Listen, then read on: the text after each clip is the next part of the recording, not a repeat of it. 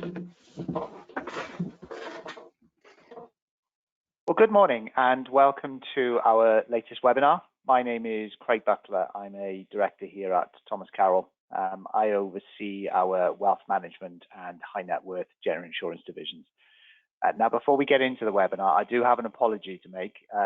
Our office has just started our fire alarm testing, so you may hear the occasional fire alarm going off. I'm assured that it is just a test and we're okay to continue.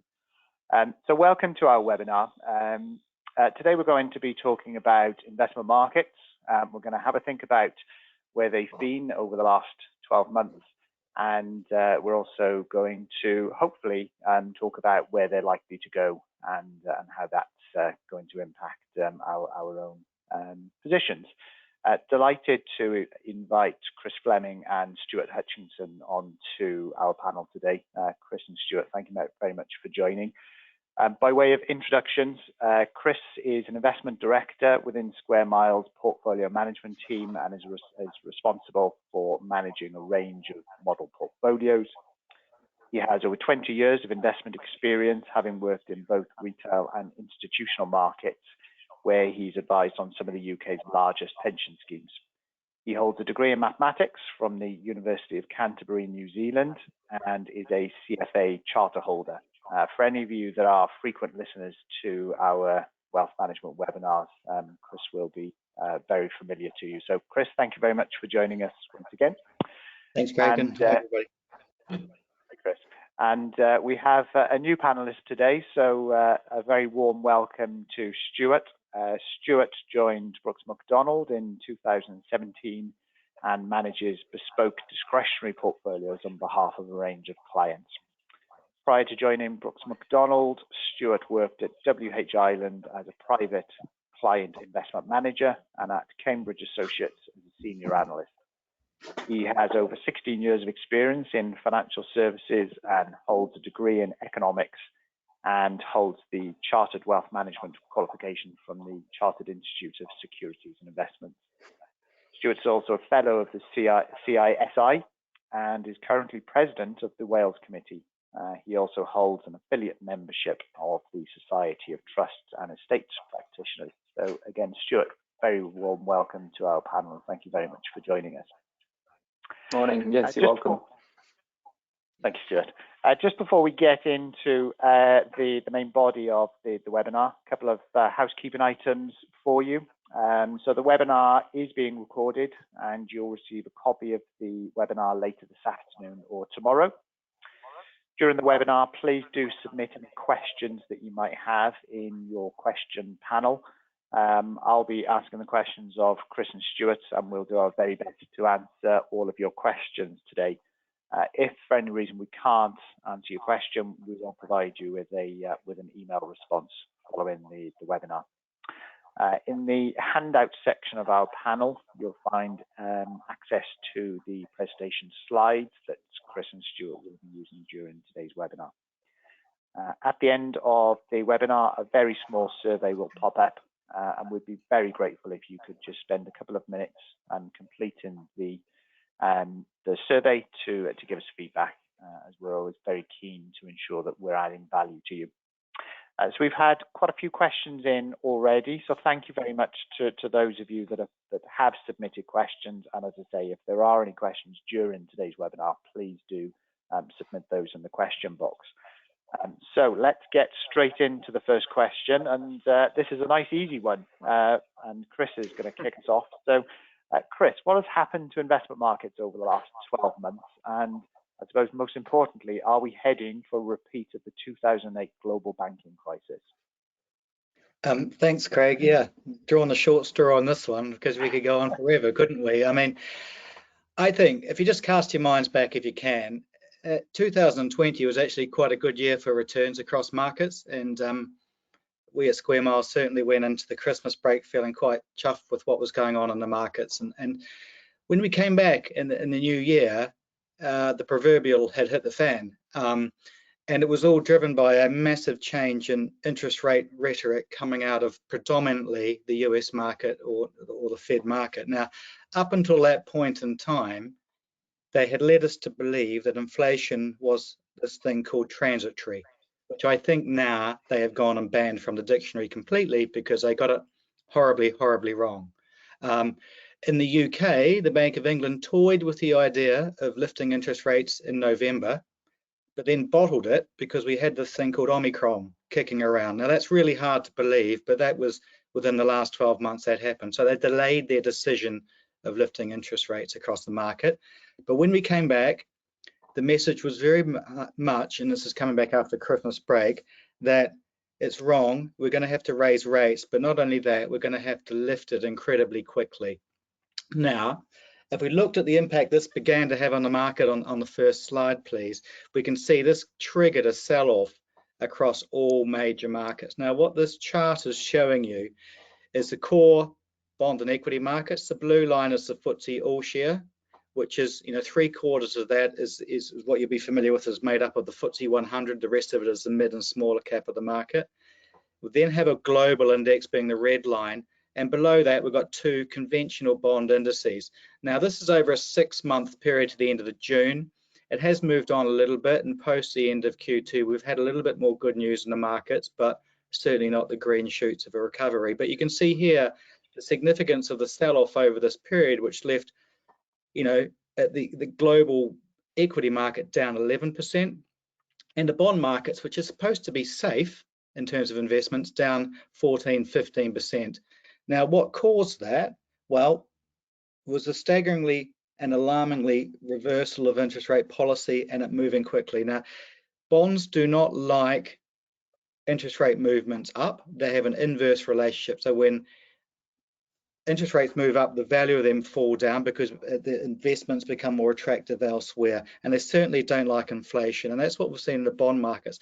In the equity markets, however, a key interesting point here is the difference between what's happened in the UK market and the global market. Now, the UK market, if we move on to the next slide, actually, we can break that down even further by looking at what happened to the FTSE 100. Now, during this period of time, the FTSE 100 was fairly much flat, whereas the smaller cap or the mid cap parts of the market were off about, up just about 20% during this period of time. Now, why did the FTSE 100 do better? Well, it's because of its composition. It's made up of a lot of oil and energy stocks and financials, whereas the mid and small cap markets are the growthier part of the market who are more domestically focused. So the FTSE 100 did particularly well during this period of time. Now, if we look back over the last 10 years, this wasn't the case. The FTSE 100 has lagged the market, and the place to be was investing in US exciting tech stocks, Apple, Netflix, and the likes. So it was a complete reversal, and it caught the whole market by surprise, and was simply to do with this change of rhetoric from the central bank. So we just move across a little bit to the next slide, please. We can see also that the way that the stocks and shares were broken up during this period of time also completely changed. Now, we have this distinction in the market. There's a little bit of jargon, and Stuart's going to explain the difference, but for the time being, value-orientated stocks, those which are cheaper, i.e. hence the name value, had completely underperformed the rest of the market for 10–15 years, ever since the financial crisis, where interest rates have effectively been dropping since 2007 to 2008. That was hugely supportive for the growth component part of the market, or the exciting stocks, which are expected to deliver more than the general market because they can raise finance at very, very cheap rates to accelerate their growth. Value stocks, however, had been left behind until the turn of this year. And you can see this at this top line here being the value market doing particularly well. Now, the UK market, the FTSE 100 in particular, is a proxy also for the value market. Hence, another reason why it did particularly well. The final two slides which I'll cover is, if we just look at the next one, we can see the sector rotation, if you like, and you can see how many of the subsectors across the world performed poorly. And there's only two markets really, or three, that have outperformed during this period of time. Now, the one to focus on is the energy one, which is a top line. Now, whilst it ended the end of Q2 at about 26% up, at one point it was actually up 50%. Now, this is the nature of this particular sector. It's hugely, hugely volatile. And we've seen very, very recently energy prices come off somewhat, and you might be experiencing that at the petrol pump. Over the last couple of weeks, petrol prices have fallen. However, it's a reason not to chase energy prices per se, because it is hugely volatile. But again, this feeds into what drove the market during the first half of the year. One final slide is, and this is an interesting one because it comes down to the debate of active versus passive management, is that within the UK market, usually about 60% of the active UK fund managers outperform the market. Now, during this particular period, that has only been 12%. So they were completely caught on a hop, and their portfolio positioning was all out of kilter with what had been happening in the past. And they didn't rearrange their portfolios enough. And what this particular chart is trying to show you is that actually the level of underperformance achieved by those in what's known as the sector of all the UK equity managers was one of the worst we've seen, for 20, 30 years in terms of the level of underperformance achieved. So it was very, very difficult for active managers to position in a way to win during what happened in this period of time. Now, I'm talking about UK equities being a component part of the traditional portfolio. So that's a whirlwind of what's really happened. It's been a case of there's been really not a lot of places to hide. Bond markets have fallen, diversification laws went out the window, equity markets fell. The places to be were sort of alternative investments. Commercial property did reasonably well in the UK during this period of time. However, you need to be mindful that it's a smoothed return and it's a little bit of a lagging indicator about what's happening in the market. But it wasn't for a balanced portfolio. It was very, very difficult to achieve a return. Now, is this 2007 and 2008? Well, no, it's not. This is very, very different for what happened in 2007 and 2008. It doesn't make it any easier. It's still a difficult position to be in. But 2007 and 2008 was a financial crisis caused by over-leveraged banks, which quickly unwound and basically nearly saw the entire financial institution and banking society collapse around us. It's a very different feel from what it is today. Other ways to measure this is in this concept of a credit spread. It's the additional risk someone wants to be paid for taking on an investment with a bond or borrowing them, lending them money. Now, in the financial crisis, you could earn on a reasonably safe and secure bond a 20% yield. That is how far out that had gone. That's all comes back to the point of how risky and how worried people were about the market. They thought the whole financial markets were going to implode. At the moment, a like-for-like bond might give you 5%. So it's a very, very different level of fear in the market at the moment. The final point I'll make to say why this is not 2007 and 2008. Banks are far better off in terms of their capitalization structure than what they were back then. One of the good things that happened as a result of 2007 and 8 was financial legislation made banks hold more collateral on their books and higher quality collateral than what they had during that process. So they've got a little bit more resilience in them now than what they once had then. So 2007 and 2008, this is not. However, it is a very difficult time, and we are seeing inflation and interest rates run rampant, which is not easy for investment.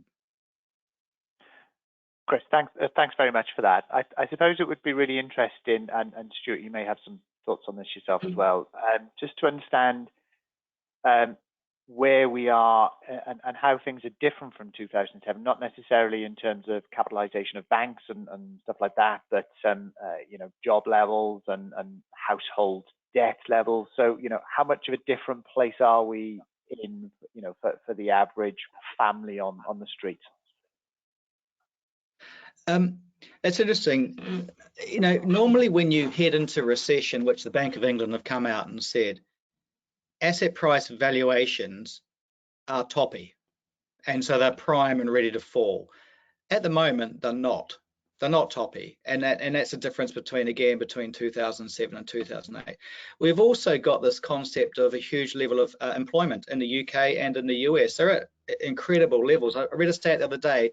In the US, for every job that's available, there are 2 people that could take that job. That's a significant level of employment, and it's a key concern for inflation, because that puts wage pressure up, which feeds back into the loop of inflation. So that certainly wasn't the case in 2007 and 2008 either. So there's a couple of things. I'm sure Stu's got a number of other things as well, which make this a little bit different this time. But employment levels is a key consideration. Yeah. One thing the central banks are mindful of and trying to control. Their spending that comes out of that wage inflation. Yeah, definitely. I mean, I think that giant recession of the financial crisis was driven by over-exuberance and kind of almost irrationality in the US subprime market, I guess is where it stemmed from. But a lot of it was the psychology of the time. People believed boom and bust was over, if we think back a long way, and we were in this golden era for a long time, and on we go. And then suddenly it wasn't over. Banks were very stretched, as Chris has already touched on. That's very different today. Banks have got a lot more capital, one, because they scarred from that, but also because regulation has forced them to hold a lot more capital, which is good for us. So that puts us in a more comfortable position that they can weather the storm and not call in debts if we do head into a deeper recession. But I think the jury's still out on that one, because as Chris highlights, it's strange to be talking about recession when unemployment is at all-time lows and interest rates are moving upwards. And usually recessions come when confidence is high and they come out of the blue sky, whereas right now consumer confidence figures are quite low. People are nervous about what the winter's going to bring and are very aware of the risk and are sort of cutting their cloth accordingly. Now, some of that will impact consumer facing sectors, but some other areas of the economy should be able to weather the storm. So we'll talk about recession risk shortly, but I think the picture's quite blurry and is nothing like as severe as we saw in 2008, not least because financial crisis always exacerbates any recession, because you need the pipework of the financial system to provide assistance at that time, not to seize up and cease functioning altogether like we saw then. Super, thank you both. Well, I think that does lead us very nicely into our second question, which Stuart, you're going to pick up for us. So what is likely to happen to inflation and interest rates, Stuart? Indeed. That's the golden question, isn't it? So, Exactly, yeah, absolutely. I feel like there's a lot of golden questions around at the moment, and this is one where anyone answering this the last 18 months to 2 years has been ripe for humble pie and egg on face and everything in between. But in fact, I think I saw a headline recently. One of the analysts from one of the banks said preempted their report by saying predicting the future path of inflation is a mugs game, I believe was the headline. But let's have a go. And I think the best place to start, if we could just pop onto the slide that's kind of in the background, is actually around the outlook as the central bank sees it. So this is the kind of the projected forward where we've come from. So it shows the remarkable pickup in inflation compared to, we've got the kind of the Bank of England's 2% target there. You've also got where inflation's been along the way, so kind of oscillating around that level, and then obviously where we are now. And then looking forward, this is from the Bank of England, so this isn't kind of my homework or any of the research team at Brooks Macdonald. This is what the Bank of England is saying. This was just prior to the recent energy price announcement, just to kind of put that in there. So we'll talk a bit about that as well. And this was where the Bank of England sees inflation going, topping out at this point north of 13% at some time early next year. They make the point in the middle there that actually inflation is being driven for the most part, more than half of it, by the energy cost issue we're seeing with gas prices.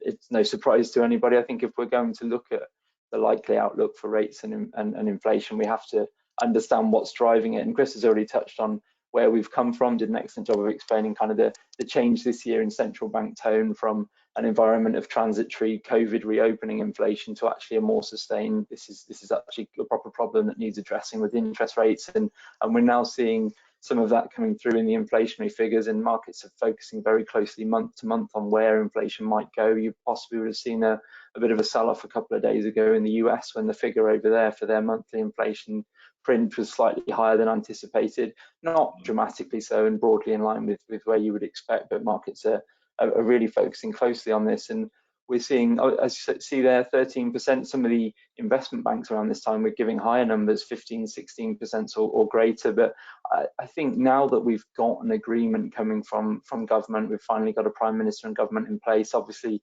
recent events at the palace have massively overshadowed the announcement on energy price support, but that cap on energy price bills for consumers and businesses through this winter and possibly next winter as well, we'll probably should see that peak in inflation be lower than what the central bank are forecasting there, I would expect. So I would see that maybe lower than the 13% early next year, and a lot of the reports are still talking about a slowing economy in the background then, because if you imagine what central banks are doing, they're increasing interest rates to slow the demand side of the economy. They're the first ones to admit they can't create more gas supply, they can't create more semiconductor chips, all these pinch points in supply chains that have led to this inflation. But what they can do is just dampen down traditional demand for credit, and sort of the speed that the economy is moving on the demand side to try to. What they have to be aware of course, is that central bank rate increases, they act on a lag of about 18 months. So if they increase rates today, that doesn't necessarily feed into the impact to the economy for quite some time. So they're working a little bit blind, but as an upper rate level, there was a lot of talk of in the mid 2s to maybe 3% for the UK. It could be a touch higher than that. But beyond that, I think there's a lot to be seen yet on figures. But the energy price out cap from the government's definitely going to help. I think we'll see a lower peak inflation.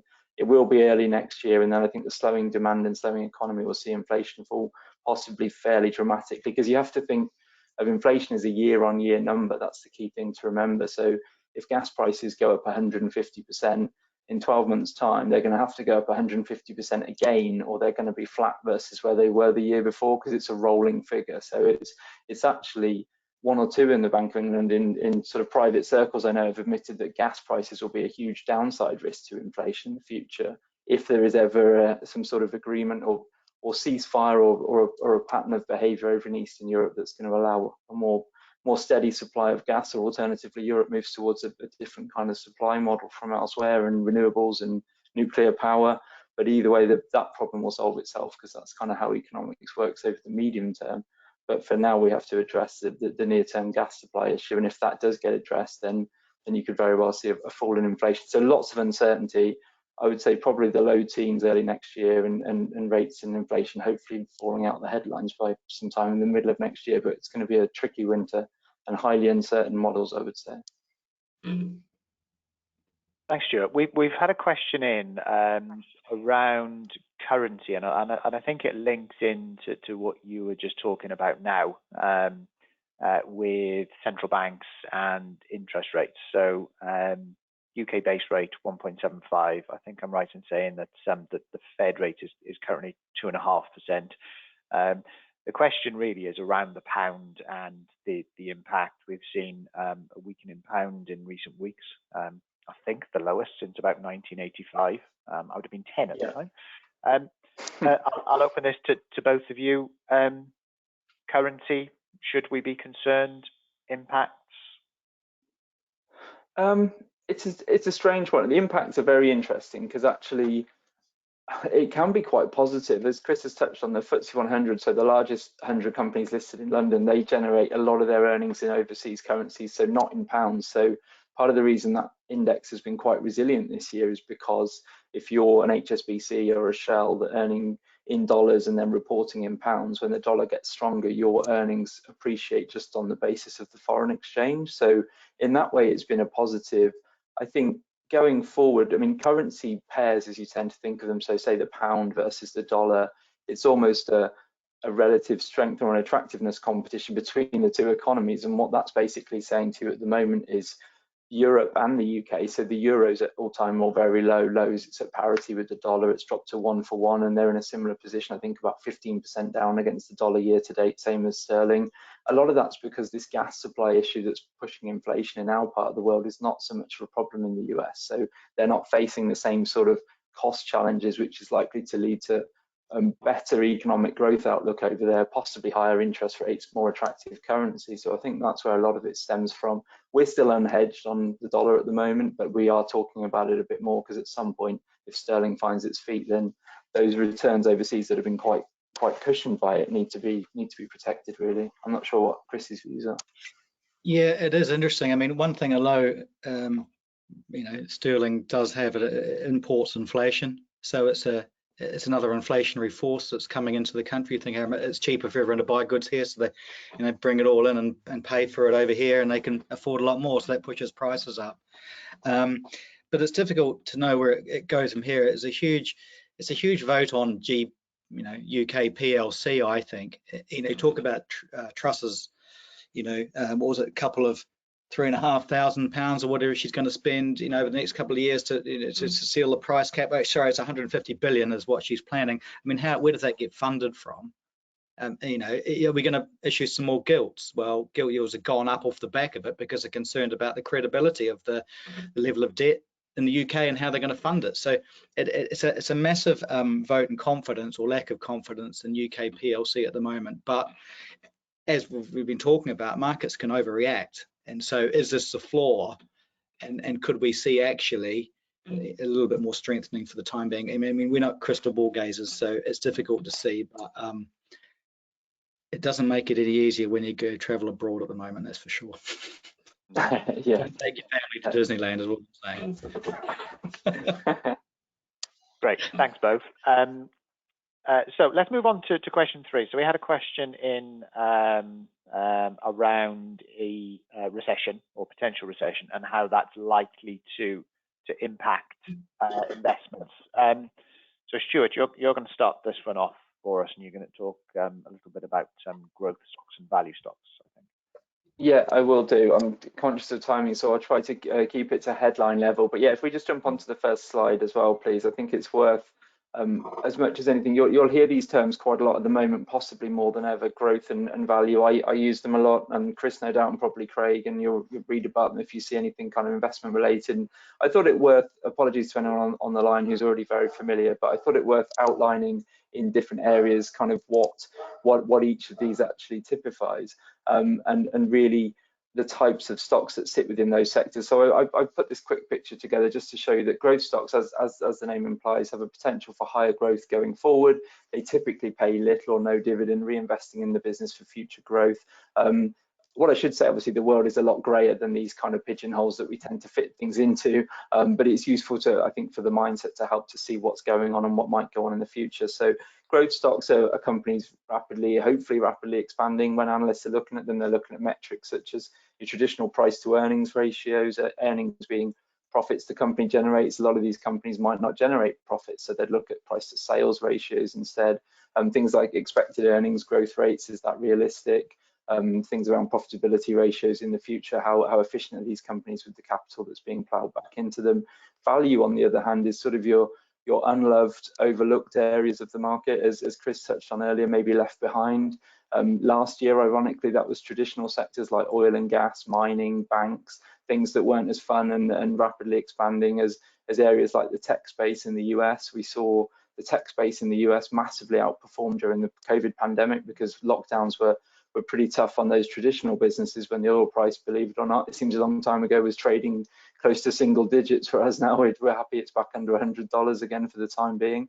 So value stocks are investment managers looking to find things that are left behind, unloved, that they believe the core value of that business is not reflected in the share price. They'll look at different type of metrics, such as a price to the book value. So is the company actually trading at a fair price versus the assets and cash in the business, or what's the dividend on the company? So it's paying recurring income if it's well covered by earnings, and you can get 4, 5, even 6% income a year from the company. They might not have explosive earnings growth, but that's a strong amount of income and dividend coming back. And then areas around debt analysis, how much debt have they taken on over the years? And the picture on the right there shows you the differential between two benchmarks. The blue one is MSCI World Growth, so the MSCI World Total World Index spliced up to only show the growth side of the businesses using some metric in the background, and the red one is the value index, so it shows you that over 5 years, we know, as Chris touched on, growth has been an excellent place to invest. However, if you arrow in on kind of the more recent few months of the year to date, you can see value, the red line's been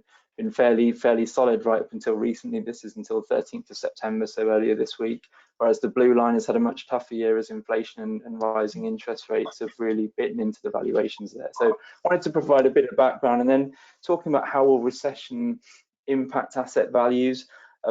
You have to remember, I suppose, at its core, what you are as an equity or shareholder. You own a stake in a business that generates earnings going forward, and it delivers those earnings back to you either as dividends or share price growth if it's reinvested, or usually a mixture of the two.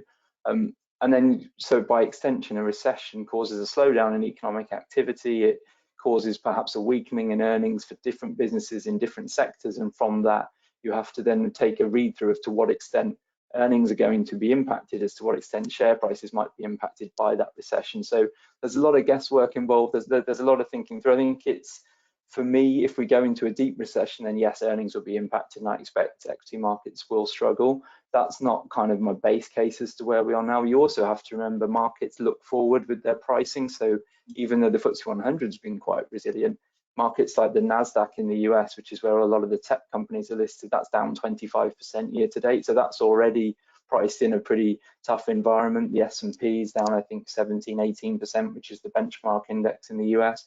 MSCI World down close to 20%. So we're starting today from quite a reduced level. It's easy to forget that because our FTSE 100 index has been so resilient, because it's made up more of these value areas than growth areas, as Chris touched on. And then the other side to a recessionary impact that we've not seen yet this year is in an environment of falling interest rates. It seems a way off now, but in a recession, you would typically expect central banks to be reducing interest rates. Well, you'd see some positive from your fixed interest component, certainly government bonds, that mechanically, if you're reducing interest rates and government bonds have sold off already and you're now reducing them, I'd expect to see some cushioning there and actually some buying power into government bonds as people look to the security they provide in the maybe 3+% yield. So you might see an appreciation slightly in the government bond and a bit of volatility in equity. And then the alternative space, I think if you're selective in areas such as renewables and more core infrastructure, I think there can be some fairly recession-proof investments there. So it's a mixed picture, I would say, from a recessionary point of view. If it's severe, then I would expect equities to struggle. If it's only mild, ironically, equities might do okay, because I think they're pricing for quite a moderate recession at this point in time anyway. I'm not sure if Chris has any sort of different thoughts at all. No, I think that's an excellent summary. I mean, one of the points I made earlier was that typically when you come into a recession, valuations are quite buoyant. Quite buoyant and overheated, but things aren't. Things seem reasonable value, and it's all on this fear. And at the moment, I sort of feel like we're on a precipice where markets could go down further, or they might get over themselves a little bit and push higher. And it all depends on, you know, all these prints which come out with inflation. It's incredible how coiled up the market is and watching numbers come out about inflation, because it simply means how much further are the central banks going to react to that news.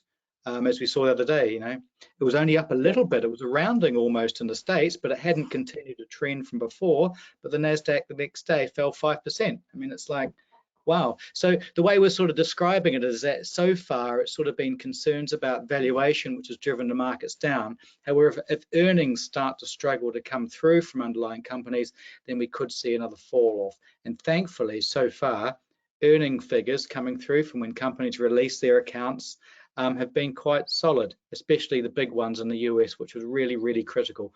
I think there's a company over there called Walmart, which is a bellwether for the US market. Its announcements at the midterm came out as being quite positive. I'm not going to say it was rosy, but it was better than analysts expected. So the market was calmed down by that. And it's sort of, that's what we need to keep an eye out. If earnings start to fail, then the markets will overreact at the same time. But again, it's tied into that interest rate thing. Bonds are interesting, absolutely. Because normally, as you said, in a recession, interest rate policy is not moving up, it's helping to support the economy. So whether we get that traditional diversification benefit where people flock to quality, and what that means is they go and buy safe haven assets like treasuries or gilts, it'll be interesting to see, given that interest rates are heading up, because that's normally what happens in a recession. People will go and buy safe haven assets. I think, no, I'm not going to play for a while, I'm going to go invest over here and just take 3 or 4%. Yeah, it's quite true. That picture's a bit changed at the minute. Sorry, Stuart, I interrupted you there. Can I just move the conversation on while we're on this question to specifically look at some ESG funds or sustainable investments, as some of our clients may know it. So I'm interested to get your thoughts on how ESG or sustainable funds have performed over the last 12 months. We've also had a question in around the climate crisis that we're facing and how that could impact markets. I'm not sure who wants to pick that up first. Yeah, the sustainable one, well, they've had a torrid time, particularly the last 9 months, because, you know, that chart that's still on the screen describes it. It really is that a lot of these sustainable investments and impact investments, call them what you will, I think the market's still trying to determine exactly how to describe them, are fairly much growth orientated in their nature. A lot of them are young and nascent businesses who aren't going to pay steady cash flows and dividends out. They're going to reinvest in their growth in the company and reinvest in their technologies. So a lot of them are also technology-based sorts of environments as well, and they've really struggled as a result of that. If you take it as a holistic, I know there's sorts of environments like, you know, water is a little bit different. I think it's a little bit more dividend paying. It's a bit more utility based, so it's probably more in the red line camp on Stuart's chart there. But it's been a torrid time for those investments. They have snapped back really hard in July as we saw markets come back. Sustainable investments came back really hard as well, and we run both sorts of portfolios, so we can see the traditional accumulation funds, you know, struggling away. But what, you know, a bit of jargon in the market is that, you know, these things have higher beta. They sway around a little bit more. So when the market goes up, they go up by more, but when it goes down, they've gone down by more. But interestingly, I did some volatility numbers looking back over a longer time period, and the volatility numbers across a longer time period are quite similar to traditional investments. Now, you got to be a bit careful with the time horizon you're using here. When you follow that blue line up, it's quite a smooth journey, and they've had a good run so far. But our prediction is in the longer term, these are the place to be. It's got to be good for the environment. And actually, one day, I don't even think we'll be distinguishing between the two. I think it'll just be the common rail approach to investing, because, you know, think about another way, and I'm going perhaps a little bit off piste.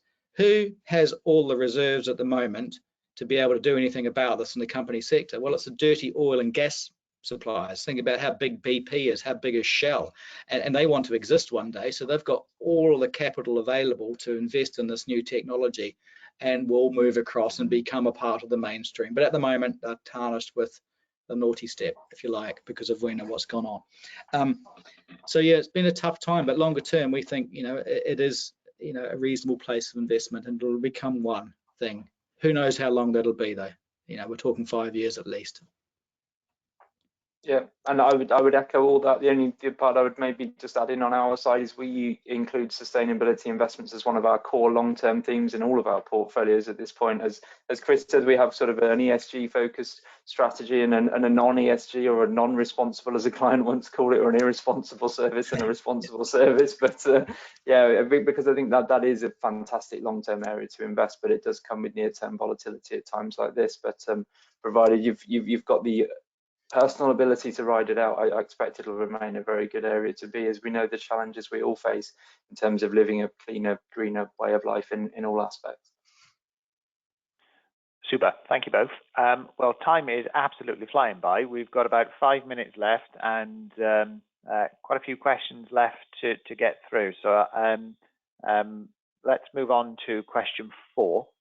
This was one that we were going to discuss.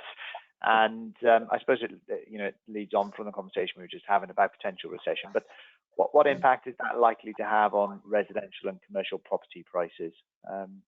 Stuart, maybe if we could.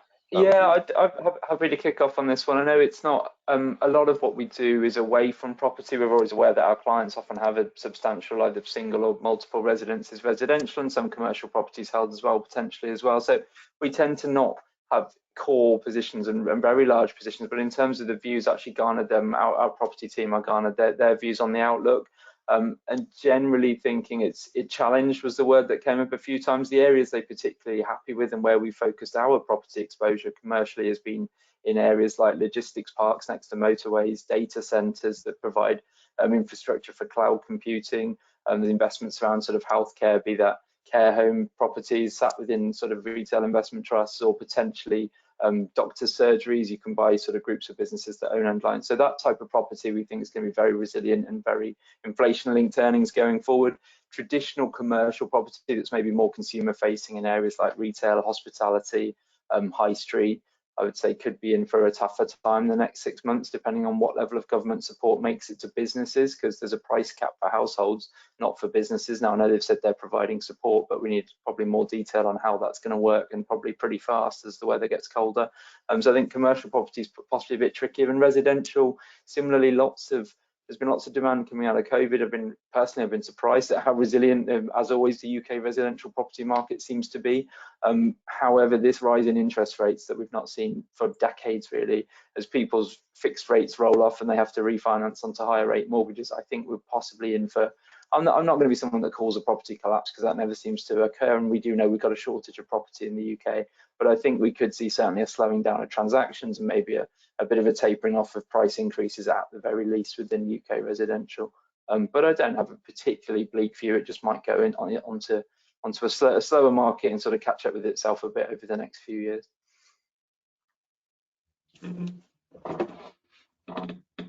Chris, any particular square mile? No, I think that's pretty conclusive, really. And in the interest of time, I will not elaborate too much. I mean, it's not an asset class we are completely enamored with at the moment. And that's more from operational reasons in putting into a portfolio rather than anything else. It does have diversifying qualities, but for the time being, we're sitting on the fence with it, mainly because of operational reasons. But the points that Stuart made are completely valid as well. It's a very disparate asset class as well. There's lots of different component parts which all operate in a different way. Yeah. So super. Thanks, both. Now, this is the beauty of investment planning, question 5. So question 5, we'd had a question in advance of today's session, which was, should I be moving investments into cash and gold? So I'm guessing this is a client who's invested in the market. Now, today, during our session, we have had the exact opposite question, which is it now time for me to be moving out of my cash and into investments? So two questions covering the same topic, coming from a completely different point of view. Chris, do you want to maybe start the discussion on this one? I'm in it for the long term, and if you can withstand that, then I think you stay invested. I don't think trying to time and call the market is a mug's game, and really what we're about is managing risk, but not trying to be too clever with the calls, because it's maybe you try and become too clever, then I think that comes back and bites you on the backside. There are obvious occasions where things become more attractive, but so we're big supporters of staying invested, and if you can withstand the risk and the volatility, then you ride that out, because one thing does happen is we always know markets will figure it out and will find a way to operate, and they will come back. So I would say, stay invested, I guess. And I think we've got a couple of slides in here somewhere about, staying in the market. There's a couple of Stuart's put in, which, that describes the risk of not being invested when a market rallies by trying to time when you're in and out. And a classic time for that was during COVID.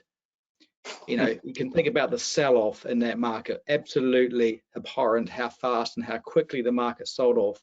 But within 2 weeks, it had recaptured 2/3 of what had sold off. Now, if you're in the process of being out of the market of that, you've lost, 2/3 of a sell-off, which was pretty much 40%. So let's call that somewhere in the region of 30% of an uplift that you got from just being out of the market by being anxious about it. And I know it comes down to human traits, though, and psychological behaviors as well. So I'm all in for staying in. Gold, very, very difficult to time and call gold. It's effectively a currency in my mind. It doesn't generate a cash flow.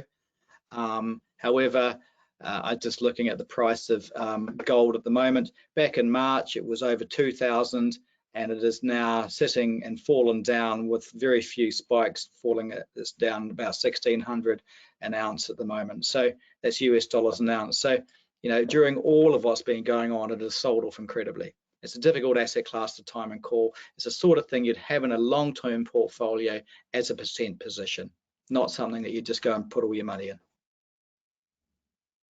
Yeah, I would echo pretty much all of that. That's very well put. Certainly on gold, and certainly on market timing as well. I think as humans, the psychology of market timing. Should I go to cash? Should I go back in? We're not well built for it. I think you stick to the financial plan, as you would often say, Craig, no doubt, at times like this, and you stay you stay fully invested. And for me, the key area, and it comes down to, I think there's a final question on risk levels as well, it's around what you're trying to achieve, what level of return do you need. And the other area we always talk to our advisors and clients about is time horizon. What's the time horizon to the withdrawal? So when you say, should I move investments into cash? If you then said to me, I need the funds in February next year, or I need a portion of the funds in February next year, well, 4, 5, 6 months, I think you'd be wise to maybe look to put that into cash today because of the uncertainty. But if this is long-term monies that's invested for the longer term, then no, certainly not, because I've seen it go terribly wrong far more often than it goes right, trying to be clever and time ins and outs of the market, probably leads to sleepless nights and anxiety along the way as well. So fully invested, stick to them and keep short-term monies on deposits somewhere to cover any shortfalls in periods like this. Super, thank you both. Yeah, I think it sort of links into the sixth question. You still there, Craig? Yes, can you hear me? Yeah, we got you. Yep. Sorry. Great. Yeah, I think we're slightly over, but I think this does sort of run into the last question that we had sent in to us, which is, should I alter the level of risk that I'm taking? I think there's two answers here, and I think really demonstrates the roles that both the financial planner and the investment manager play. I think from a financial planner perspective, we would want to be thinking about your long-term goals. We'd want to be thinking about where you are from a cash position. I think if your long-term goals have remained the same, then we shouldn't be altering the level of risk that you're taking. But it is important that we review that risk profile with you on an annual basis, thinking about cash flow, etc. And then obviously the role of the investment manager is to react to those tactical positions in the market. Look, the last 48 minutes have absolutely flown by. Well, they certainly have for me, but I've been asking the questions as opposed to answering, so I certainly get the easier job here. Chris and Stuart, thank you very much both for joining the webinar. Really appreciate, and I'm sure our clients really appreciate the responses and answers you've given today.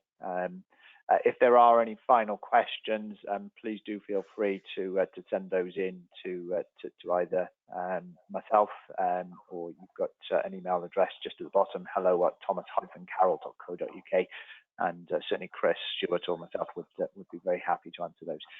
But thank you all for attending the webinar. Hope it was useful to you. And Chris, Stuart, thank you both very much for attending. And thank you all. Have a good day. Take care.